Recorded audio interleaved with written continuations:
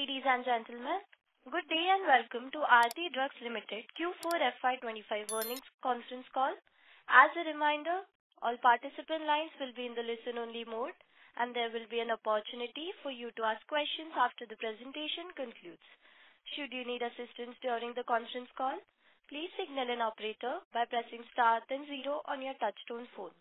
Please note that this conference is being recorded. I now hand the conference over to Mr. Adish Patil, COO and CFO of Aarti Drugs Limited. Thank you, and over to you, sir. Thank you. Good morning, everyone. It is my pleasure to welcome you all to the earnings conference call of Aarti Drugs Limited. We thank you for taking the time to join us today to discuss our financial and operational performance for the fourth quarter and full year ended 31st March 2025.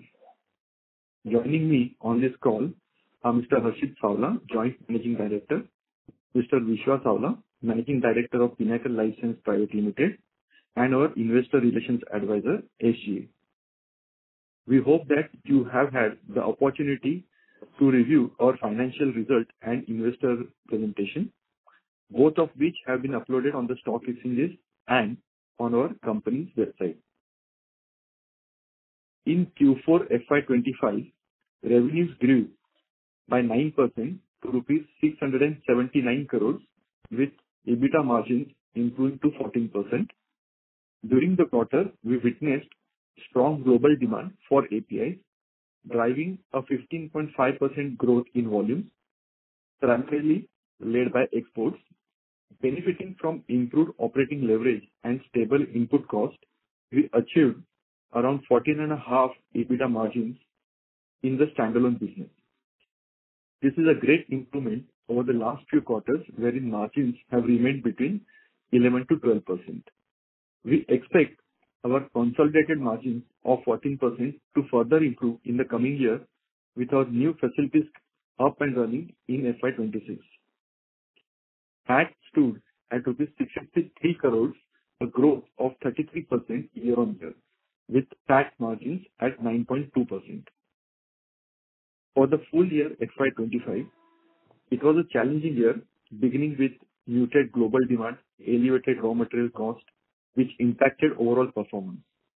Greater than expected market volatility, particularly to the falling input prices, led to a 5% year-on-year revenue decline. Despite the challenges, the company improved cost efficiency and operational discipline over the year, which helped maintain our EBITDA margins at 12.6% on annual basis. Margin performance improved significantly in second half of FY25, driven by stabilization in input cost. For FY25, the decline in revenue from the API business of 4% is not indicative of structural weakness, but rather reflected a transient correction in global pricing and inventory cycles. Despite this, the company successfully maintained operational momentum and continued to focus on strategic execution across all segments.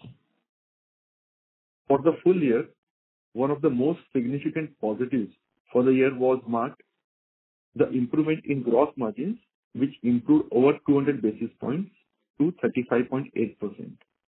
This improvement is primarily attributed to the normalization of input cost during the second half of fiscal year, following a period of inflationary pressure in raw material procurement. Looking forward, as mentioned earlier, we anticipate further improvement in gross margins driven by multiple factors. These include an expected uptick in selling price realization as global API demand normalizes, enhanced capacity utilization, and higher value export opportunities. Also, I would like to highlight two important strategic developments that signify our focus on the regulatory compliance and sustainability. During the quarter, the company entered into a share subscription and shareholders agreement with Prozil Green Power Private Limited and Prozil Green Power 9 Private Limited. Through this agreement, the company will acquire 26.25% equity shares and voting rights, along with compulsorily convertible debentures in Prozil Green Power 9 Private Limited, an SPV that will develop and operate 24.4 megawatt peak solar power plant. This plant will partially supply the company's power needs both in the state of Maharashtra and Gujarat, reinforcing the commitment to renewable energy.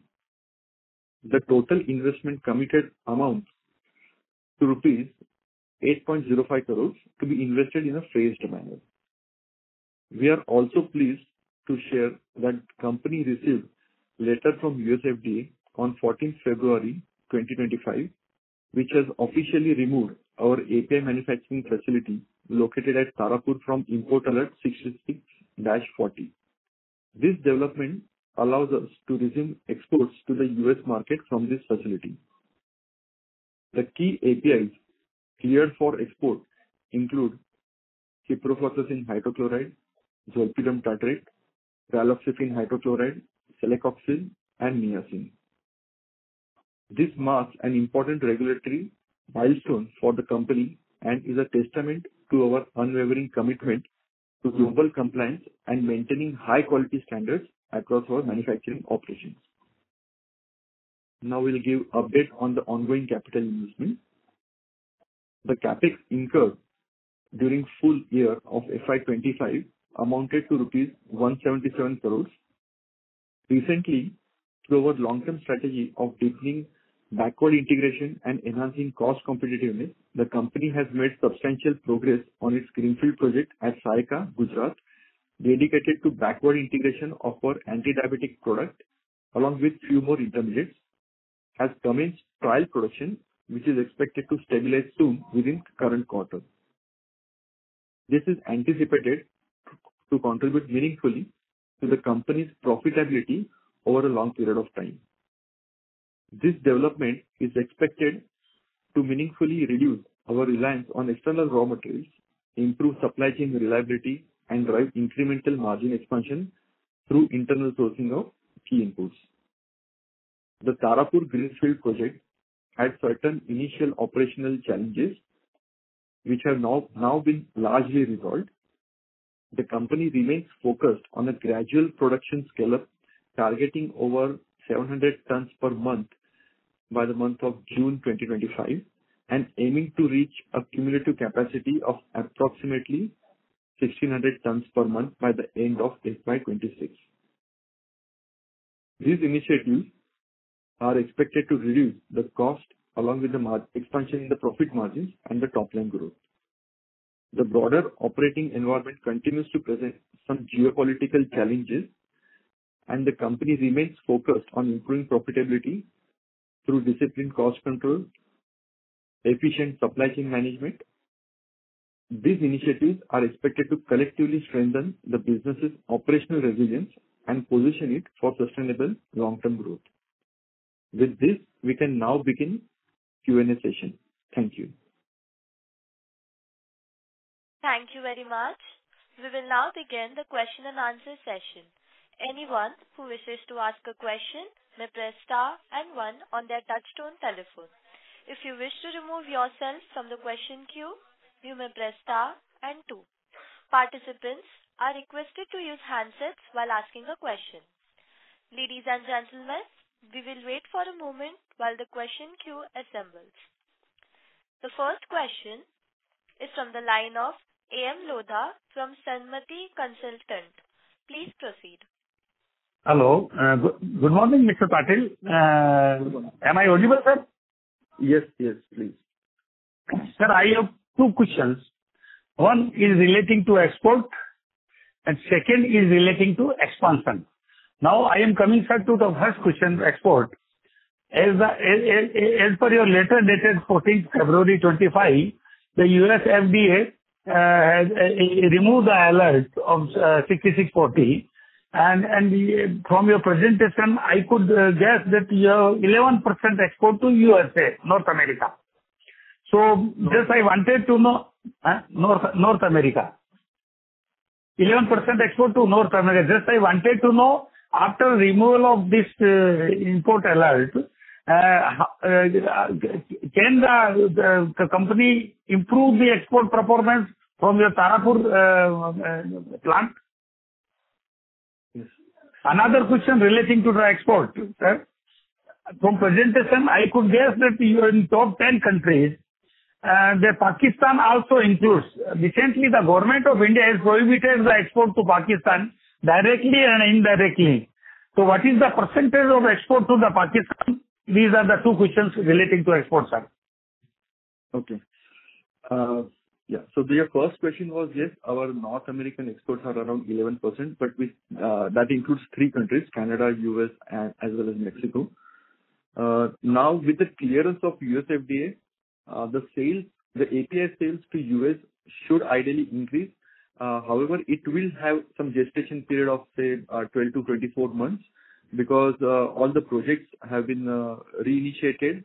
There are a couple of clients who are already active, and they will also launch their product using our API. Another thing is, this clears out the stigma amongst the European buyers. We have a very big potential for selling our APIs to European markets, which was withheld because of this import alert issue. So definitely, clearance of US FDA import alert will give us a lot of impetus in improving our regulated sales. Having said that, it will take some gestation period, but it will improve for sure, and it will be a high margin business as compared to our current ROW export sales. And regarding the question of Pakistan, that is a very relevant question of today. So our exports to Pakistan is a little less than around 2.9% or so.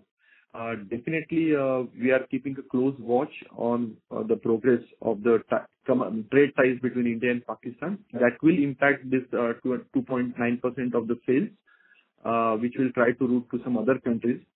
Because as we see that the market is quite big and sometimes we fall short of production capacity. So we will be able to divert that material to some other countries.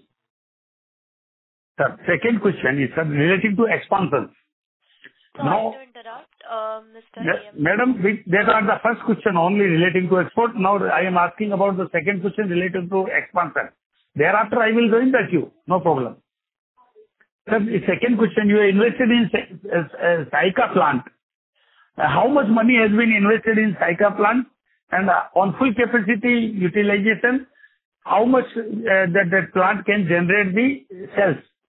Similarly, you are invested in Tarapur greenfield plant. How much money has been invested and how much this sales can be generated over a period of 2-3 years on full capacity utilization? And out of that 600 capex which you have undertaken in 2022, how much money is still to be spent? That is the second question, sir. Okay. So both Saika as well as the Tarapur greenfield projects, both the projects are ranging between 180 to 200 crores each. However, having said that, currently both these projects are only in their phase 1. So when I say phase 1, we are utilizing only 2/3 of the land parcel. So 1/3 of the land parcel will still remain empty for future expansion, for future production lines. And initial capex, greenfield capex, always take more money because we have to do plot development, all the ancillary activities like EPPs, utilities. So all these things, warehouses, so all these common investments have been done already in the greenfield phase. So the second round of expansion which will come in this area, in these locations, we have much higher asset turn. Having said that, the phase one, Saika, we expect somewhere around 200 crores, but then I would say more around 50% of it would be our captive consumption. So that will improve our gross margin rather than improving the sales. Whereas the Tarapur one, that has a full-scale potential of around 250 to 300 crores, depending upon the prices of the API, which changes dynamically. So that range is around 250 to 300 crores per annum. Sir, what about the CapEx of the 600 they announced in 2022? Yeah. How much is still to be pending? Yeah. Most of it is done. However, the one anti-diabetic expansion line, which we are planning at 600, that CapEx was deferred, and we might take up that maybe probably next in couple of years. Okay, sir. Thank you. I will rejoin that, sir. Thank you. Thank you. The next question is from the line of Rashmi Shetty from Dolat Capital. Please proceed. Yeah. So, Adesh, one line anti-diabetic is deferred. So what will be the CapEx guidance, for FY26, and then how should we look at it in FY27? Yeah. So, this year we were able to complete around 177 odd crores of CapEx. What we are foresee, so going forward on a consolidated basis, we are also looking to invest into registration of oncology products in the formulation division. And we are also planning for a probable another block expansion, production line expansion, which will cater to export market in formulation. And apart from that, for standalone companies also, we have visibility of around, roughly around 200 crores of CapEx. Not everything will be taken up in this 2026 itself. So I would say roughly around 150 to 200 crores would be the range of CapEx which we might do in FY26. And then again, similar kind of amount probably in FY27 when more newer products are identified. Okay. And how much it would be dedicated for this anti-diabetic line out of this 150 Yeah. to 200? So anti-diabetic line, that project, if we include in this, it should be roughly around 100 odd crores. Exactly, we don't have the estimate now, but roughly around 100 crores or so. Okay. And now, if you can also say, in FY25 as a whole, what was the rate variance versus FY24, and what was the volume growth on an annualized basis in FY25 versus FY24 in the API segment? Okay. The volume, the entire annual volume, I don't have it right now, but as far as the quarter is concerned, it's year-on-year March quarter, what we saw that the volume growth in domestic market was relatively stable. It wasn't that much. However, we had a very high, it's almost to the tune of late 20s % growth, volume growth in the export market. That is what led the entire volume growth of around 15% in this quarter. Okay. And what about the first half of this financial year, FY25, we saw that the export demand was very weak. As we had pointed out, due to the elections, the tenders were less. So in general, our export API demand was very weak in the first half of FY25. Correct. And what about the rate variance? Rate variance, we have seen around minus 4 to 5% year-on-year for the quarter. For the quarter. Okay. And quarter-on-quarter, it is stable? Quarter-on-quarter is almost stabilized. Hardly 1% or 2%. Okay. So API segment, basically we have seen some sort of decline in FY25. So in FY26, with the capacity utilization picking up and also, with the demand revival, what kind of growth can we anticipate, for the entire year? So going forward, we are definitely aiming for a double-digit growth, and we are hoping that almost central everything should come from the volume growth, not the rate growth.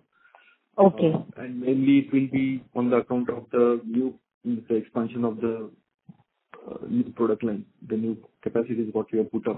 That should drive the growth. Okay. And the rate variance is more or less likely to be stable, or it is likely to be in a declining stage only versus FY25?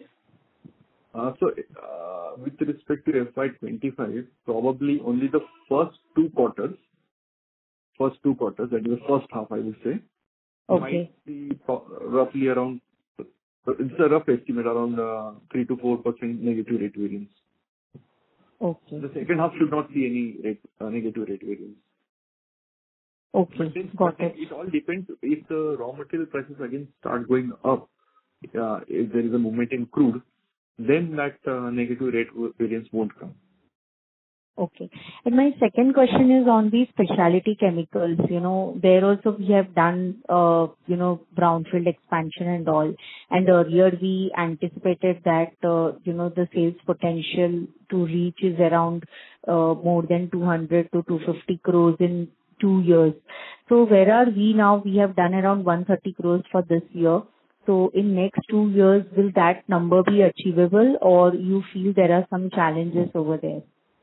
No, so we should be able to achieve that. Now, what happened in FY25 means in the mid of the year, we took a call. Means we were manufacturing one particular chlorosulfonation product in batch manufacturing mode. We had shifted that to a newer process, but even though the quality parameters are matching, but the performance in the performance test, the what you call the user test, there were some issues in the final application of that product. So that is why we reverted back to the batch manufacturing process. In fact, we were making a lot of losses in the new process, which were reverted in the mid of FY25. That also led to the increase of the margin in the second half of FY25. So, but now we have gone in the batch manufacturing. We have already scaled up to 100, and in this, by June quarter, we will be scaling up to 200 tons per month. So it is on track. So we will be improving on the section segment going forward. And what we feel is that in the view of ongoing tariff war between US and China, it is a second line probably where we might have some, we might get some benefit as far as exports to US is concerned. So we would like to explore that area as well. Okay, got it. And lastly, on the margins, any guidance? We have already reached now 13.8% in this quarter. So for FY26, we will be able to sustain this 13.8, 14% and thereafter expansion in FY27, or, you feel that this quarter is more like an aberration benefiting with the multiple factors, and we would probably in the range of 12 to 13% in FY26? Yes. So we did not observe any such specific, outliers in this particular quarter. It was purely based on good demand, volume growth on the API side. So in API side, in the standalone, the API plus spec chem and plus intermediates, we were able to clock 14.5% EBITDA margins. So we are hoping that in the standalone company, we'll be maintaining that around, at least around 14 to 15, between 14 to 15%, we'll try to maintain. And with the scale up of our salicylic acid plant and reducing the losses over there, it should be relatively, I would say easy to maintain EBITDA margin of 14 to 15 at standalone level. And for the formulation level, Vishwa will throw some more light on that. Vishwa, can you explain the margins in the formulation front? Yeah, sure. So on the formulation side, that's the Pinnacle side also, in FY25, we had a dip in sales because of lower production volumes available, since we were doing some brownfield expansions and also ramping up regulatory audits. But in the current financial year, as we are expecting higher volumes, and increase of sales of about mid-20% levels. So with that, our EBITDA levels should also be in the range of 14 to 15% in Pinnacle as well. So on Concall level, we can assume 14% sort of in FY26 for consolidating both the segments. Yeah, we'll try to achieve that. Okay. And like you mentioned in formulation, you're saying that you are targeting, around 20% growth. Is it correct what I heard? Yeah. So we're targeting about between 20 to 25% of revenue growth in formulation. Okay. I have more questions. I'll join back in the queue. Thank you. Thank you. Thank you. The The next question is from the line of Nitesh Dutt from Burman Capital. Please proceed. Hi, sir. Thanks for the opportunity. I have a question on the ongoing trade war between U.S. and China. Just wanted to understand what kind of benefit can it bring for us in terms of increasing volume and both better realization for APIs. And have we already started seeing some of these trends in terms of increasing prices that you can pass to customers? Yeah. So it is frankly speaking very uncertain because even the US administration is changing the policies by making newer and newer deals.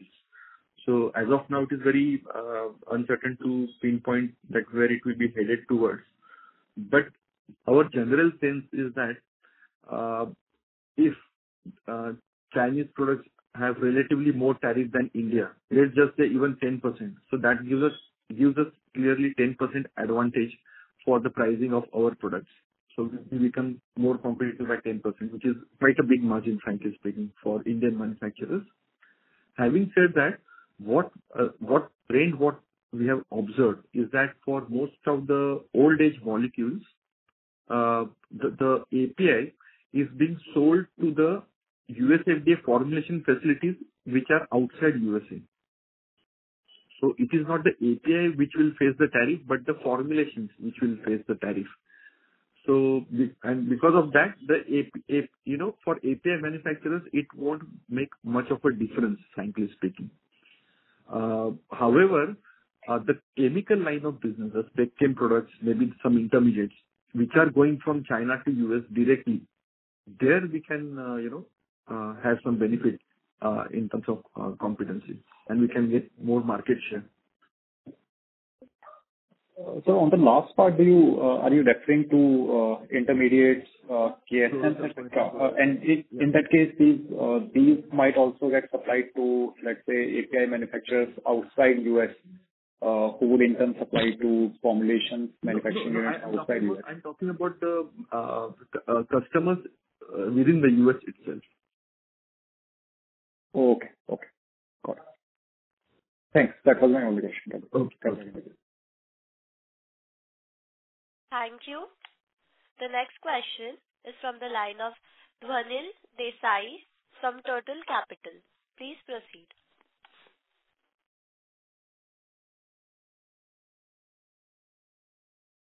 Hello. Yes. Am I audible? Yes, you are. Yeah. Hi. So my question, Adish, is that, I think in the last call and previous calls, we have guided a 15% plus volume growth in FY26 and 4-5% of negative rate variance in the first half because of the, higher base in the first half in FY25. So question here is that, this quarter we have done 15% volume growth.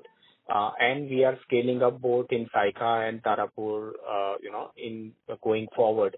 So should we assume that we will continue to grow, on a Q4 base, from the next quarter onwards throughout the FY26? Is that right way to look at it? Yes. Ideally speaking, we should be able to. The Q2 would be even easier for us because by that time both the facilities should ideally go in full swing. So Q2 will be easier. Q1 also, frankly speaking, should benefit from it because though half of the Q1 is gone, today we are on 7th of May, but definitely the second half of Q1 will have the benefit of that expanded production from the greenfield projects. Okay. So my question is, should we consider Q4 as a base in terms of API sales and then continue to grow from here quarter after quarter as we ramp up? Yeah. The first target would be to maintain such volumes for as far as our normal API markets are concerned. And the addition of new production lines, the new product itself, that will give a further impetus in growth, overall growth of the company. Got it.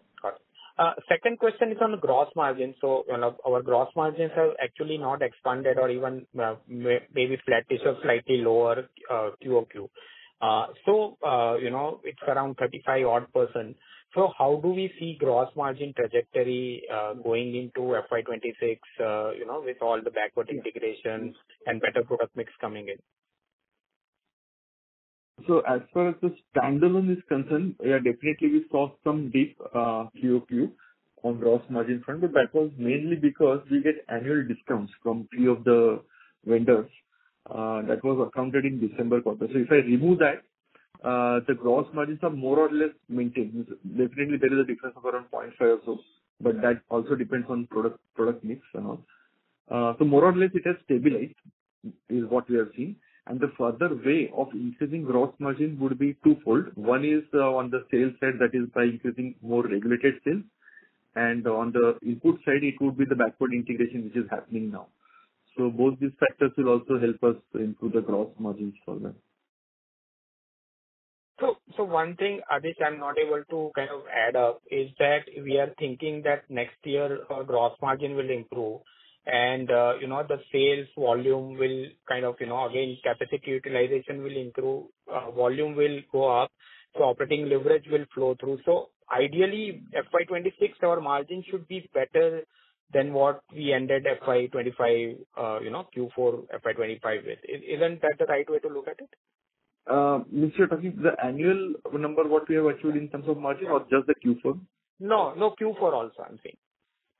As far as the annual number is concerned, that is a 12 or something percent. That will definitely improve by a couple of percent is what we anticipate.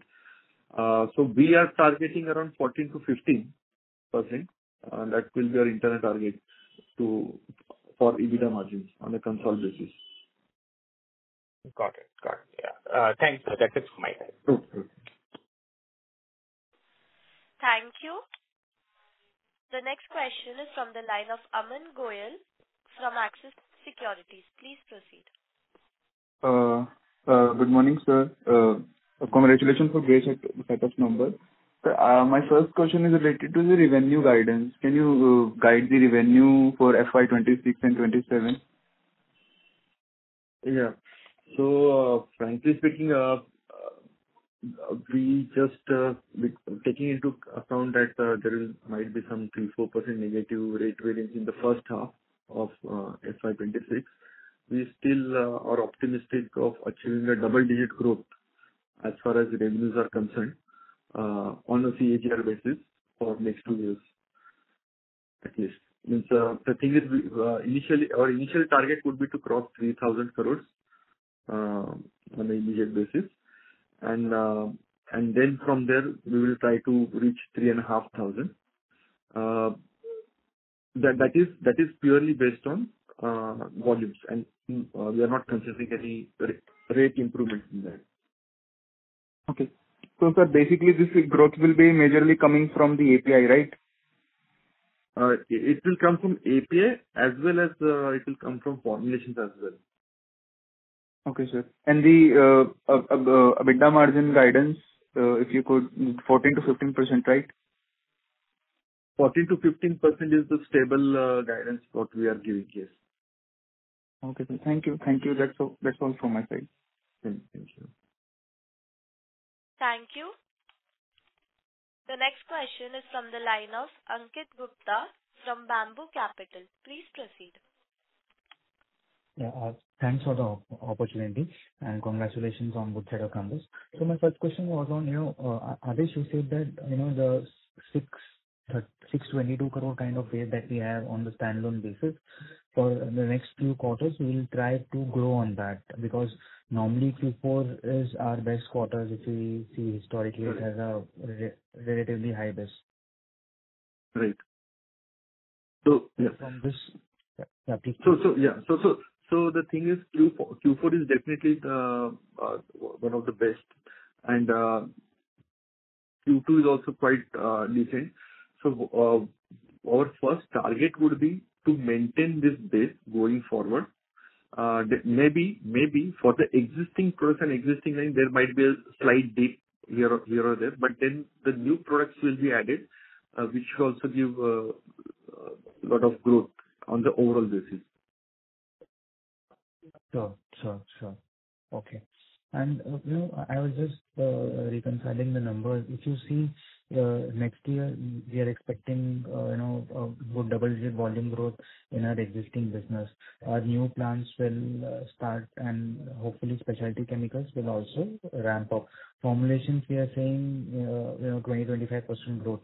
So on a consolidated level, do you think we can target at least 20% kind of revenue growth next year?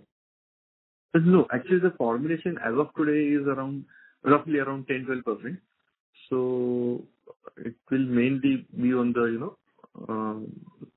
10 to 15 kind of growth, 10 to 15% on the overall basis. So on an overall basis, we're expecting 10 to 15% kind of growth, despite new products also coming in, as well as the expansions also coming in.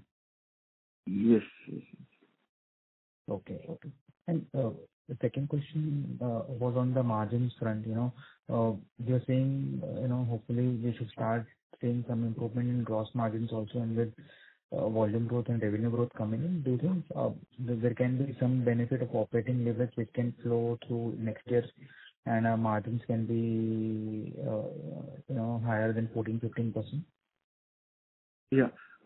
So gross contribution, we don't see much of a movement from here on, except there are two factors like regulated sales and backward integration, which both will happen in due course of time. So that will, but that is a little longer. Backward integration will happen much quicker in 2 quarters itself, but the regulated sales, that is a little longer proposition. As far as the manufacturing, the other expenses are concerned, which play a big role in EBITDA. There, in power and fuel, we envisage that we might be able to gain around 0.5% benefit in EBITDA margins because of improvement in power and fuel, because we will be going in for renewable electrical units from a solar power plant. That will drastically reduce our power cost. The full and plus we are also going in. We have already gone for this cogen boiler, so wherein we will be producing some amount of electricity which will be captively consumed. So all put together, on overall, on a full year basis, the potential is somewhere between 25 to 30 crores of saving in power and fuel. However, for FY26, we feel around 10 to 15 CR of benefit might come in this year itself, and from next year onwards, it should be around 25 to 30 crores. Okay. And the last question was on, you say that, on immediate basis, we want to reach 3,000 crore kind of revenue. So FY27 is the year that we can safely assume that at least, we should. At least we will target to, reach that point, yes. Yeah. FY26 seems a bit difficult to achieve, is what you were saying, 3,000 crore revenue. FY27, yes. Okay. Thank you, sir. Thank you. Thank you. The next question is from the line of Bhumika Jain from Desvelado Advisory. Please proceed. Am I audible, sir? Yes. So my question was that you have mentioned that product under development under the product under pipeline. So can you explain which products are you planning to launch in FY26 or in the first quarter of FY26? Yeah. So the major products where we see that our new volumes will come from, one is anti-fungal product fluconazole. Then we foresee volume growth in metformin as well because of the increased production. Plus we see volume expansion in metronidazole because we have increased the production from around 245 to 330 tons per month. Then the new products which we are launching, salicylic acid, which we have launched last year, but the meaningful contribution will come only in this year. And then there are 2 other products in methylamines, monomethylamine and TMA, which will be selling outside. DMA would be captively consuming. So, and in formulations, Vishwa, can you highlight some of the oncology products? Yeah. So in formulation, we are expecting a few approvals on the diabetic and cardiac products in Q1 and Q2 of FY26. So on the diabetic like DPP-4 inhibitors, as well as some of the anticoagulant drugs we would be launching. And in the later half of the financial year, we would be getting approvals for at least 2 oncology drugs. So we would also plan to launch those by end of the financial year in regulated markets. Okay, sir.